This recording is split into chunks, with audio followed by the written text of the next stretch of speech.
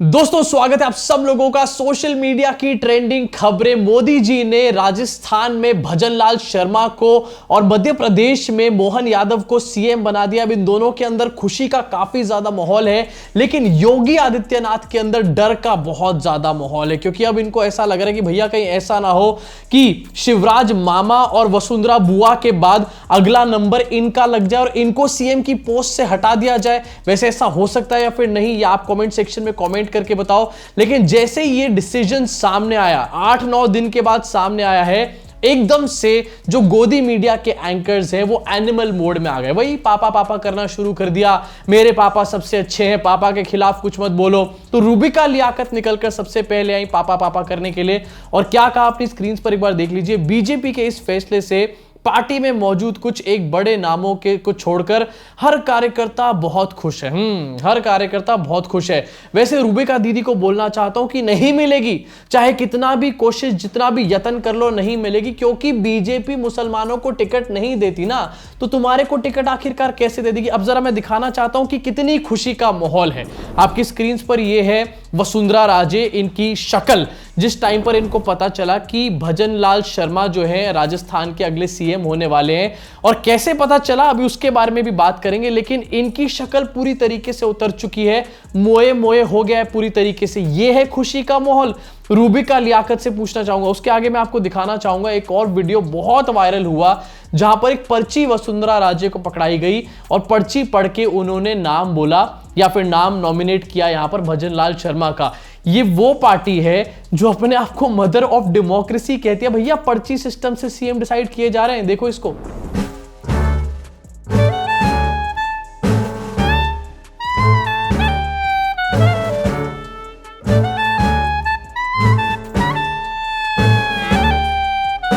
अब राजनाथ सिंह ने वसुंधरा राजे को पर्चा दिया, पर्चे में भजनलाल शर्मा का नाम लिखा था। सबसे पहले नाम पढ़ के उनका रिएक्शन क्या था, उन्होंने एक शब्द बोला, अगर आपको नहीं नजर आया तो वापस पीछे जाके देखो और बताओ कमेंट सेक्शन में वो शब्द क्या है। लेकिन भैया इसके बाद ड्रामेबाजी यही खत्म नहीं होती। इसके बाद राजनाथ सिंह ने जो बात बोली है वो तो सारे ड्रामों की हदें पार हो चुकी है। यहाँ पे जरा देखो उसको भी। वसुंधरा राजे के द्वारा श्री भजनलाल शर्मा का नाम प्रस्तावित किया गया और सर्वसम्मत से सभी ने इनका समर्थन किया है, और विशेष रूप से इनके नाम का समर्थन प्रारंभ में वसुंधरा राजे के द्वारा श्री भजनलाल शर्मा का नाम प्रस्तावित किया गया। भैया पर्ची सिस्टम से यहां पर सीएम डिसाइड हो रहे हैं। ये क्या तंबोला खेली जा रही है या फिर राजा मंत्री चोर सिपाही? अब यहां तक तो बात ठीक थी कि भाई पर्ची पकड़ाई और उसके बाद वसुंधरा राजे ने ये नाम नॉमिनेट करके रख दिया। लेकिन ये वीडियो सामने आने के बाद ये वाला वीडियो जो है ये पूरी तरीके से बीजेपी पार्टी को एक्सपोज करके रख देता है कि यहां पर आखिरकार कितनी डेमोक्रेसी है। इसके साथ आगे बढ़ना चाहता हूं और दिखाना चाहता हूं और कौन कौन से नेता बहुत ज्यादा खुश थे। शिवराज सिंह चौहान के बारे में यहां पर बात कर रहा हूं। इनका भी एक वीडियो बहुत ज्यादा वायरल हुआ, जहां पर ये वीडियो में कहते हुए नजर आए कि मैं अपने लिए कुछ मांगने से बेहतर है मरना पसंद करूंगा। मतलब इनके अंदर कितनी नाराजगी रही होगी कि इनको सीएम नहीं बनाया गया, इससे आपको समझ में आएगा। देखो इसको। संदर्भ था वो ये था कि बाकी दिल्ली में है, आप दिल्ली जाएंगे क्या? एक बात मैं बड़ी विनम्रता के साथ कहता हूं कि अपने लिए कुछ मांगने जाने से बेहतर मैं मरना समझूंगा, वो मेरा काम नहीं है। हाँ भैया, ये होती है पार्टी के सारे कार्यकर्ताओं में बहुत ज्यादा खुशी की लहर। रूबिका लियाकत, अगर आप में अकल नहीं है तो कम से कम उस चीज को ब्रॉडकास्ट तो मत करो। लेकिन भाई ये सारी वीडियोस एक तरफ है, सोशल मीडिया पे एक वीडियो वायरल हो रही थी शिवराज सिंह चौहान की, जहां पर उनकी सपोर्टर्स जो है उनके गले लगकर रोने का काम कर रही थी। उनकी बहनें उनके गले लगकर रो रही थी और इन्होंने एक्टिंग की सारी हदें पार कर दी है। स्मृति ईरानी जो है वो भी फेल हो चुकी है इनके सामने। जरा देखिए इसको। आप सबकी चाहते हो और बहन की हर मध्य प्रदेश में एक बैठ के चाहते हो आप। हम आपको नहीं छोड़ेंगे। मैं भी कहाँ जा रहा हूँ, मैं भी नहीं छोड़ूंगा। हम आपको नहीं छोड़ने का वो वाली बात नहीं है, लेकिन बात ये है कि आपने इतनी मेहनत की और हमने आपके लिए, बहनों ने आपको चुना है, आपको वोट दिया था भैया। नहीं मामा, आपको समझ नहीं आ रही है। आपको यहां पर एक्टिंग करते करते एक्टिंग सीएम बना दिया गया। अब इस नाटक का कुछ भी फल नहीं मिलने वाला आपको। और यार मामा यहां पर आपसे कहना चाहूंगा कि 50 रुपए काटो इनकी ओवर एक्टिंग के, साफ पता चल रहा है यहां पर ड्रामा चल रहा है बहुत तगड़ा। कम से कम नेचुरल वे में तो कराते यार, यहां पर मोदी जी से सीखो, चीचा स्कूल ऑफ एक्टिंग। इसी के साथ आगे बढ़ना चाहूंगा जहां पर ये कुछ बड़े नाम है, जैसे कि रूबिका लियाकत ने लिखा कि बड़े नामों को छोड़ के चलो और भी आपको दिखाता हूं। किरोड़ी लाल मीणा, जिनका नाम राजस्थान की सीएम की रेस में काफी ज्यादा आगे था, उनके सपोर्टर्स जो है इस टाइम पर प्रोटेस्ट कर रहे हैं और बैरिकेडिंग लगाकर उनको रोकने का काम किया गया है। मतलब उसी तरीके से रोका जा रहा है जिस तरीके से हमारे देश के किसानों को रोका गया था, याद है आपको? जरा देखिए इसको।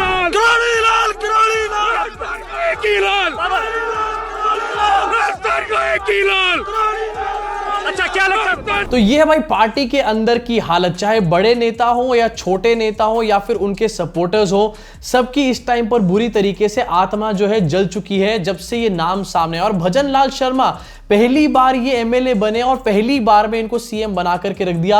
नरेंद्र मोदी कितने ज्यादा डेस्परेट है रिमोट कंट्रोल अपने हाथ में रखने के लिए, इससे साफ पता चलता है। साथ में कितने इनसिक्योर हैं हमारे चीचा, ये भी हमारे को पता चलता है। अब जहां पर ये तो राजस्थान और मध्य प्रदेश की कुछ ट्रेंडिंग खबरें थी, इसके अलावा आपको दिखाना चाहता हूं कि आखिरकार क्या और नॉनसेंस चीजें बीजेपी पार्टी की तरफ से ट्रेंड कर रही थी। सबसे पहले संसद के अंदर एक वीडियो सामने निकल कर आया जहां पर जेपी नड्डा जो है ऐसे एक्ट कर रहे हैं जैसे कि क्लास का कोई नॉटी बच्चा होता है, कतई नॉटी हो रहा है। जरा एक बार देखिए स्क्रीन के ऊपर।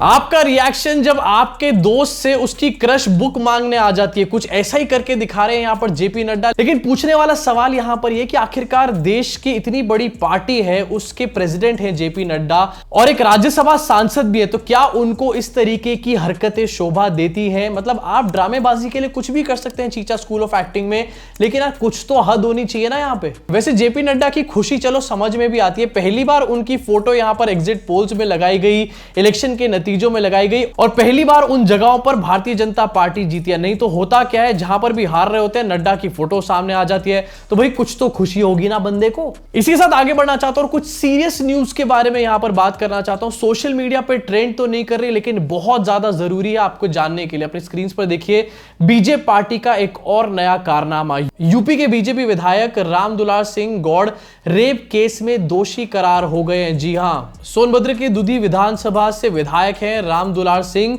मामले में 15 दिसंबर को सजा का ऐलान किया जाएगा। मतलब BJP party in true sense. और यार ये आखिरकार क्या चल रहा है? मतलब चीचा जो है एक्टिंग करने से पहले, ड्रामा करने से पहले कम से कम थोड़ा सा यहां पर होमवर्क तो कर लिया करो।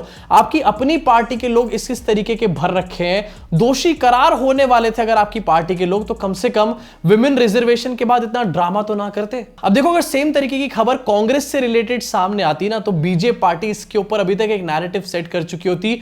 अभी इसके ऊपर नैरेटिव सेट नहीं हुआ है तो किसकी गलती है बताओ नीचे कमेंट सेक्शन में। इसी के साथ एक और काम की खबर है जो कि आपको दिखाना चाहता हूं आपकी स्क्रीन के ऊपर। ईडी ने छगन भुजबल के खिलाफ केस जो है उसको वापस ले लिया है। अब एक केस तो वापस ले लिया गया है, लेकिन क्या कहा गया है केस वापस लेने के लिए? अपनी स्क्रीन पर फिर से एक बार देखो। ईडी ने अदालत को बताया कि उसे अपनी याचिका नहीं मिल रही है, मतलब फाइल डिलीट हो गई है, फाइल खो गई है।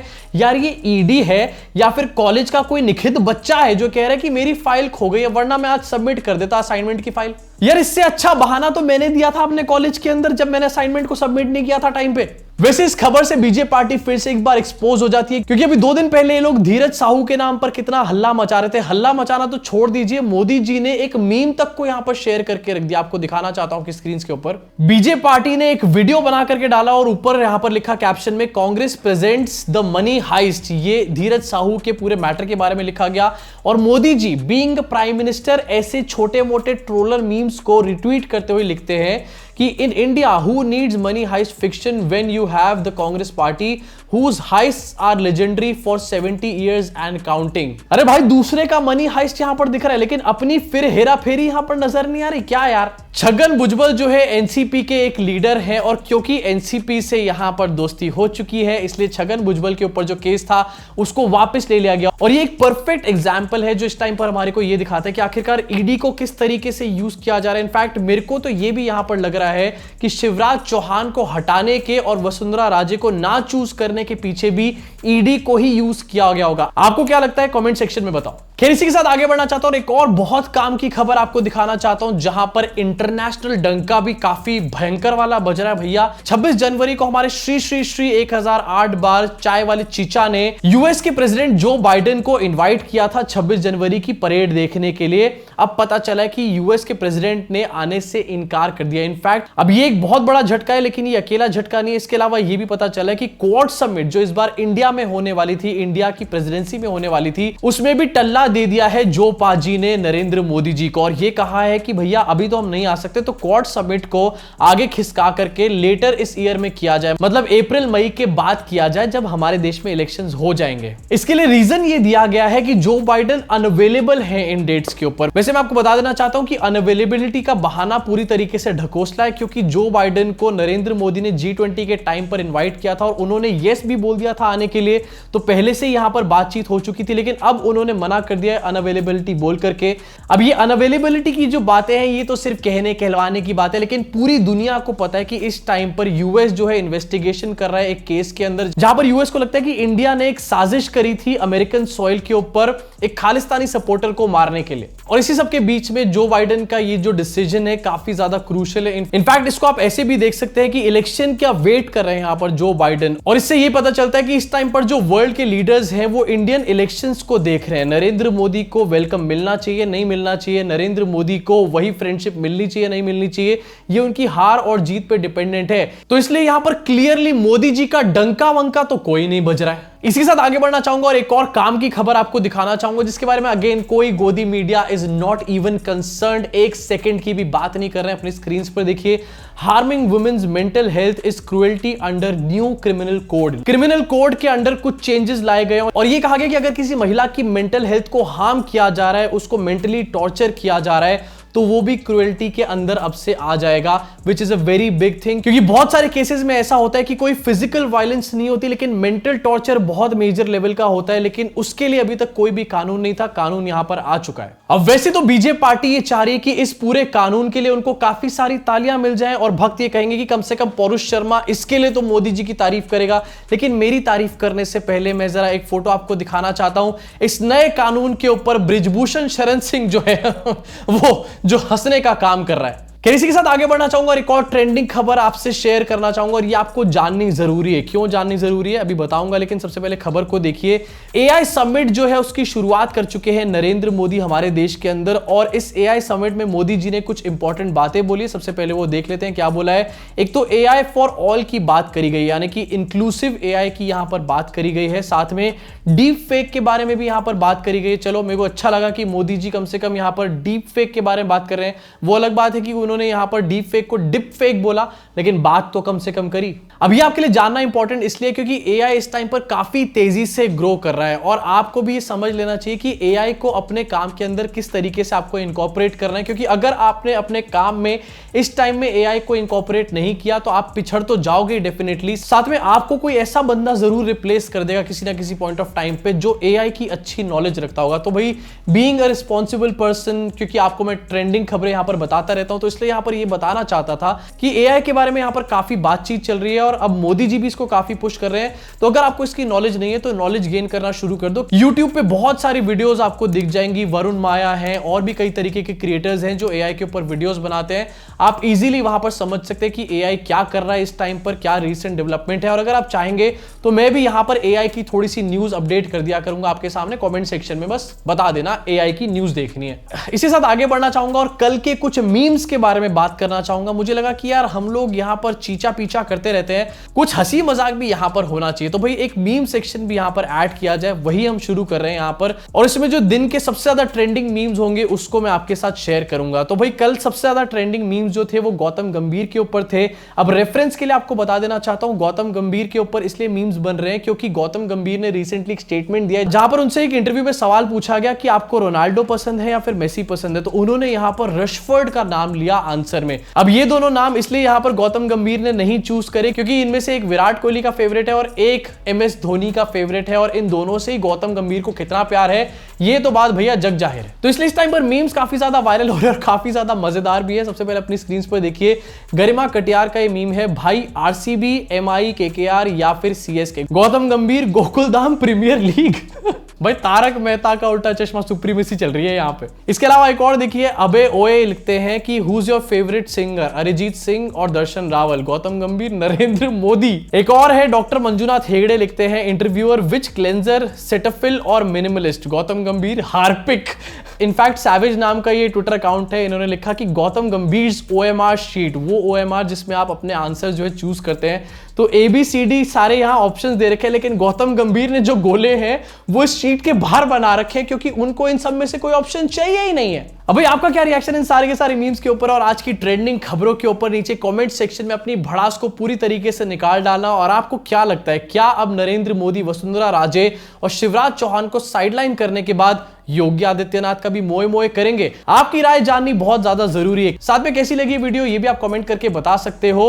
और अगर अभी तक देख ही रहे हो और सब्सक्राइब का बटन नहीं दबाया है तो क्यों नहीं दबाया है, ये मैं आपसे पूछना चाहता हूं। The nation wants to know. Subscribe करो, बेल आइकन दबाओ। मुलाकात करूंगा आप सब लोगों से इस चैनल के अगले वीडियो।